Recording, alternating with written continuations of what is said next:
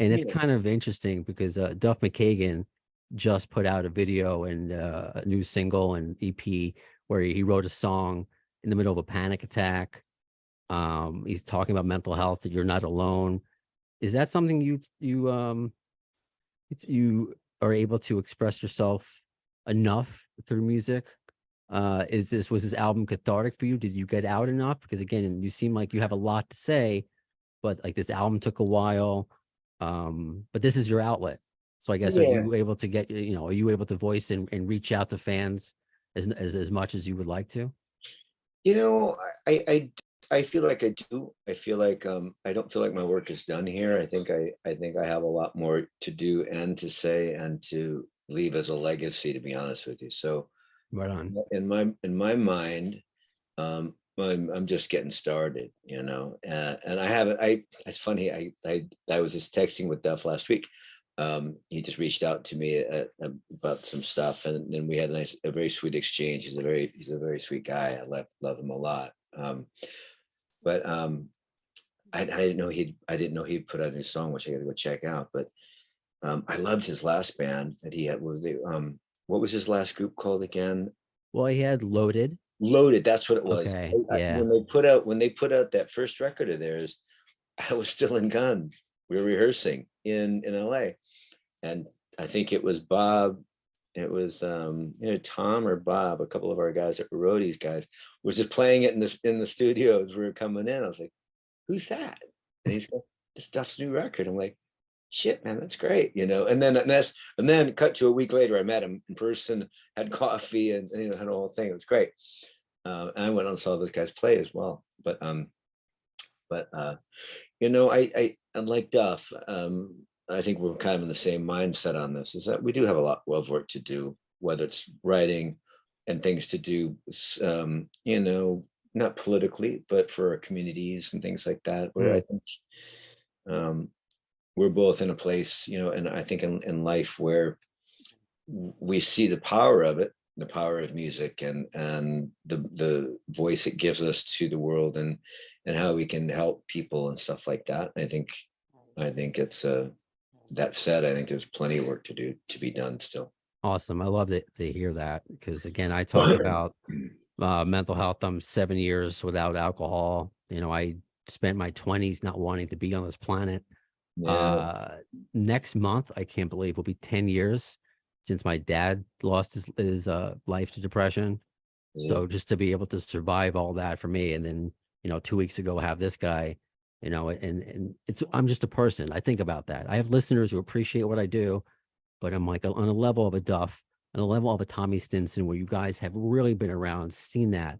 I think that just, it means a lot coming from a fan. If I could put my fan hat on for a second, Yeah. to know that we're not alone. Yeah. And people just think, oh, rich rock star, they have no issues. We have to, that's another stigma we need to break. It doesn't matter if you have adoring fans, you're successful. It doesn't matter. I had a great conversation with Dave Navarro about this. It doesn't matter. None of that is going to cure trauma. So I do appreciate you And sharing. David's trauma, Jesus, it's a dark story, man. Yeah. And glad he's still able to do it, and still able to find an outlet for where to put all that. I think it's important. It's important to recognize. I'm proud of you. Glad for you and congrats on your 7 years, by the way. But Thank you. that's important, and it's great that you have this outlet to encourage other people to get on board, and and like you said, spread the word. You're not alone. There's a lot of help out there. There's a lot of help out there if you seek it out. Wow, absolutely. You just got to ask for help. I'm not going to keep you here forever, because I know you got a lot of interviews lined up, but I have a lot of listeners who are just excited to hear from you. Cool. And we're on the topic of Duff. This is from Danny Bigelow. When you got together with Duff in South America, I think, did they ever talk about maybe co-writing some songs or touring together at some point? Now, if that was the subject of this text, your recent texting, you don't have to say anything. But it just seems like you guys are very similar personalities. It almost would seem too perfect for you guys to work together, in my opinion. It's fun. That's a funny thing. I've never talked to him about it. We've only discussed and talked about things when I've seen him outside of that, really. I haven't spent a lot of time with him, to be honest with you. I spent some time with him, like I said, after I heard Loaded, and I met him, back 10 years ago, probably more. And that was that. And haven't really spent any time since then, but I've had contact with him, through text and phone call, that kind of stuff. No, it'd be funny. I mean, we are completely kind of from the same background. I mean, I didn't know we were playing the same clubs way back in the day before Guns, well before Guns, because replacements predate Guns, as you know. But yeah, that's a funny thought. You have to ask, tell him to give me a call. Is it a trip to see him and Slash play some songs that you wrote during your time now? Have you seen, whether it be in person or online, Slash and Duff kind of playing Chinese democracy songs? Is that interesting to you at all? It was funny. I've been to a couple shows. I went to a couple of shows with my buddy Steve Koenig. We're going to go see him in Kansas in September, and probably Saratoga as well. Cool. Like that. Before Fortis's daughter goes to college, actually, I think I'm gonna try and make that show. But it's funny to be on that side of the fence, for one. For one of the shows I went to, I can't remember if it was KC or Philly, but walking around with my buddy Steve Koenig at the show, and people were recognizing me, going, "Wait, what are you doing here?" It was really funny, because my buddy Steve is a huge Guns N' Roses fan, and we were having such a laugh about it, because we're walking around, people are kind of like, "Wow, there's Tommy Stinson. What the fuck are you doing here, man? Here's the show like you are, What I wanted to ask your daughter, and correct me if I'm wrong, is this the same daughter that is why you took a leave of absence, or I guess when you left Guns N' Roses, to take care of? Yes. And okay, cool. Yep. I had to walk away for that. Which, I mean, was it an easy decision? It's because some people might be like, that's a hard decision to leave Guns N' Roses, but I mean, I look at this guy, I don't know if there's anything I wouldn't do for him, but I've never been in Guns N' Roses, so I don't know.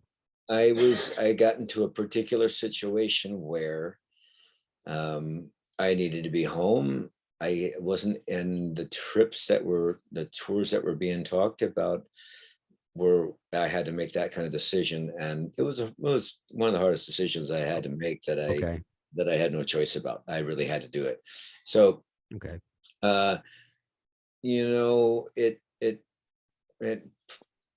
It put me in a bad light with Axl, obviously, because he was upset with that and didn't appreciate that at all. I can't help but think that if he were to look back now and look at what he did and what he's done since I quit, he might kind of be like, glad that happened. You know what I mean? I mean, for him to go out and tour with AC/DC was a huge thing in the annals of rock and roll anyway. But I can't imagine him now looking back and going, I wouldn't have probably had done that had Tommy not quit, and we'd just done those tours and just kept on going. Getting the old band back together wouldn't have happened.